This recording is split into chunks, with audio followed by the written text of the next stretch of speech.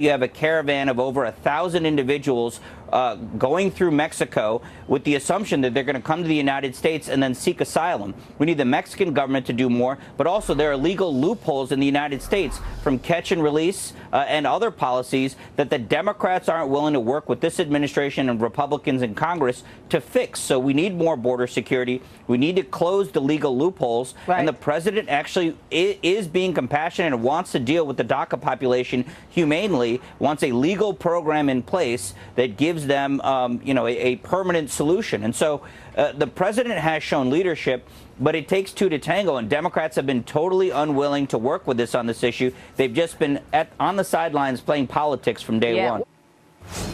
So a caravan, and you're seeing the pictures right here of over 1,000 migrants now marching from Central America through Mexico and headed for our southern border to claim asylum. President Trump sending out several tweets over the weekend warning of the problem, saying this: Mexico has the absolute power, he says, not to let these large caravans of people enter their country. They must stop them at their northern border, which they can do because their border laws work, not allow them to pass through into our country, which has no effective border laws, end quote. Joining me now, former Immigration and Customs Agent David Ward. David, welcome. Good to see you.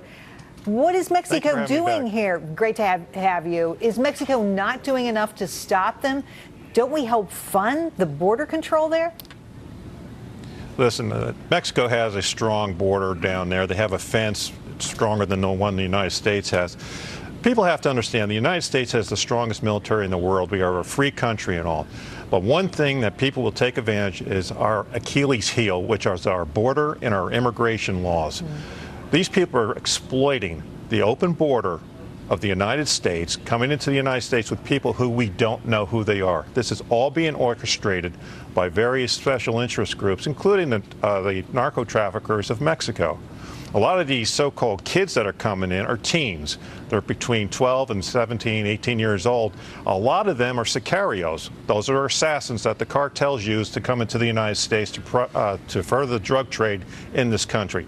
All these people that are going to be coming in are going to end up into sanctuary cities under a false claim of asylum.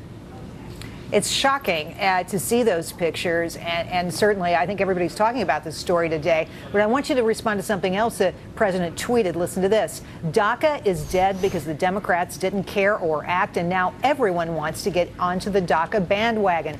But it no longer works. We must build a wall and secure our borders with proper border legislation. Democrats want no borders, hence drugs and crime. So, David, did Democrats miss the boat on this?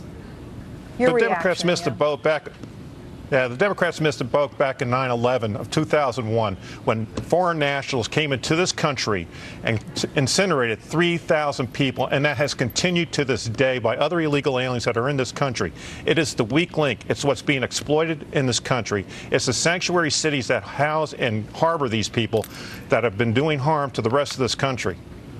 So let's move on. President Trump also ripping into liberal California Governor Jerry Brown, one of his favorite targets, for pardoning 5 illegal immigrant ex-cons facing deportation, tweeting this, quote, Governor Jerry Moonbeam, that's his favorite way to talk about him, pardoned 5 criminal illegal aliens whose crimes include 1, kidnapping and robbery, 2, badly beating wife and threatening a crime with intent to terrorize, 3, dealing drugs.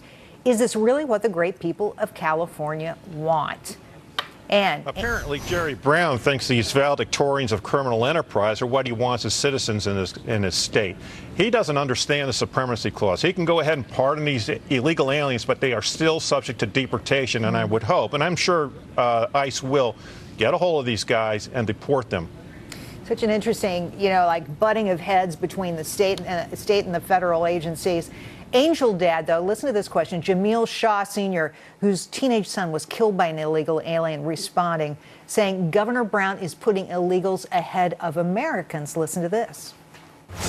It just shows that he doesn't care about Americans. He just wants to get back at Trump, and he's going to put us all in danger just for a personal vendetta he has with the president.